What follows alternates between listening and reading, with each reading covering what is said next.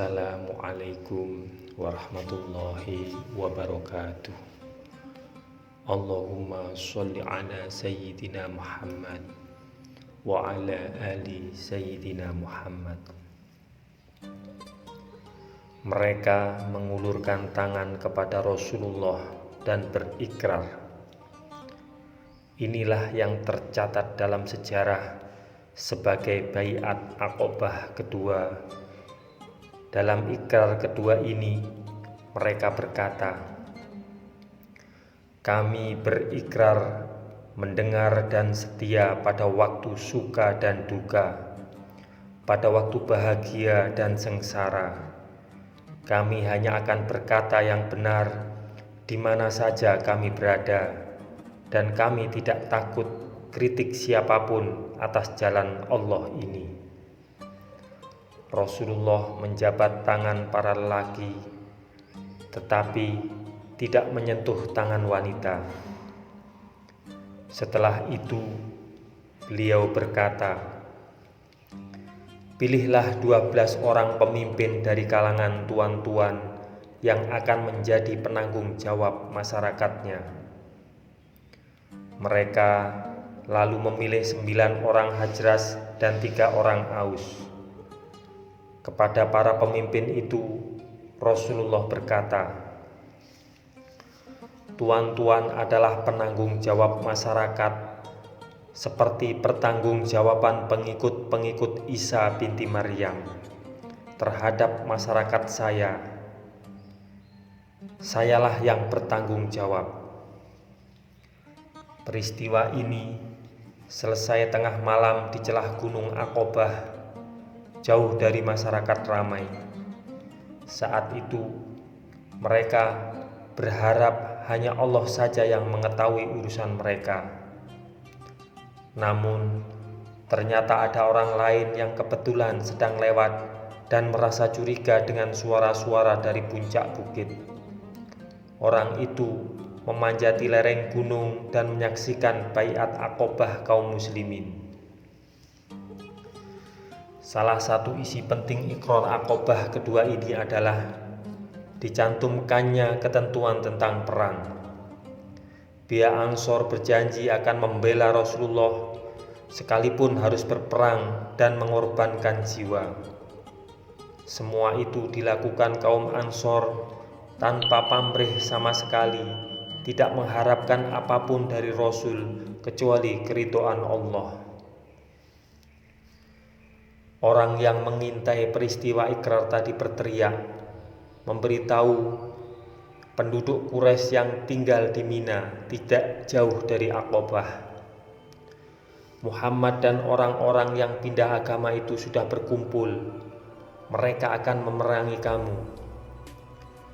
Walau cuma mendengar selintas, orang itu mengetahui maksud kaum muslimin. Dengan berteriak keras-keras, ia bermaksud mengacaukan baiat kaum muslimin.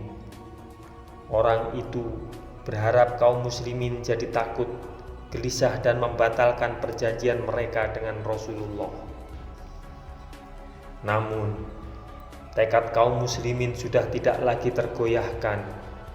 Bahkan dengan semangat menyala, Abbas bin Ubadah berkata kepada Rasulullah, "Demi Allah yang telah mengutus Tuan atas dasar kebenaran, kalau sekiranya Tuan berkenan, penduduk Mina itu besok akan kami habiskan dengan pedang kami." Rasulullah menjawab, "Kami tidak diperintahkan untuk itu. Kembalilah ke kemah tuan-tuan." Dengan cepat dan diam-diam, kaum muslimin kembali ke kemah mereka dan tidur sampai pagi, seolah-olah tidak pernah terjadi apapun. Akan tetapi, pagi itu orang Quraisy sudah mengetahui berita adanya ikrar. Mereka benar-benar sangat terkejut. Para pemuka Quraisy berkumpul dengan cepat dan segera bertindak. Mereka mendatangi para pemimpin rombongan Aus dan Khazraj. "Apa yang terjadi? Kami dengar tadi malam kalian menjanjikan sesuatu kepada Muhammad," ujar pemimpin Quraisy setengah menuduh. Tidak semua rombongan Aus dan Khazraj adalah muslim. Kebetulan para pemimpin rombongan adalah mereka yang belum beriman. Tidak, kalian pasti salah. Tidak seorang pun dari rombongan kami keluar perkemahan tadi malam, bantah para pemimpin rombongan dari Yathrib itu. Tadi malam kaum muslimin memang bergerak diam-diam. Mereka tidak memberitahu anggota rombongan yang belum beriman tentang perjanjian mereka dengan Rasulullah. Akhirnya, orang-orang Quraisy kembali dengan hati ragu. Sementara itu, dengan tenang, anggota rombongan dari Yathrib berkemas dan berangkat pulang. Kaum Ansor atau para penolong, demikianlah Rasulullah menjuluki para sahabat barunya dari kota Yathrib. Sebelum kaum Ansor datang, rasanya dakwah Islam akan berputar di sekitar Mekah saja. Padahal seluruh penduduk Mekah sudah diancam habis-habisan oleh para pemimpin Quraisy agar tidak menjadi pengikut Rasulullah. Di mata orang Quraisy, tiba-tiba saja Islam sudah menjadi kuat nun jauh di Yathrib sana, dan itu di luar jangkauan mereka. Tanpa membuang waktu lagi, Rasulullah memerintahkan para sahabatnya menyusul kaum Ansor ke Yathrib. Dengan sangat cerdik, beliau memerintahkan kaum muslimin hijrah dengan berpencar-pencar dan diam-diam agar tidak menimbulkan kepanikan Quraisy. Mulailah mereka berhijrah sendiri-sendiri dalam kelompok-kelompok kecil. Cara seperti itu berbeda dengan yang dilakukan Nabi Musa yang membawa kaumnya berhijrah dalam kelompok besar sekaligus. Ketika orang Quraisy tahu, mereka mulai panik. Tahan mereka yang mencoba mengungsi itu, kurung orang yang mencoba pergi, perintah seorang pemimpin. "Mengapa tidak kita bunuh saja?" seru yang lain. "Apa kamu sudah tidak waras? Kalau kita bunuh, kabilahnya akan menuntut balas. Quraisy akan dipecah dalam perang saudara. Itu sudah pasti akan menguntungkan Muhammad. Tidak ada yang dibunuh. Bujuk saja supaya mereka kembali kepada sesembahan lama. Iming-imingi dengan harta kalau perlu. Jika tidak mau juga siksa dengan keras."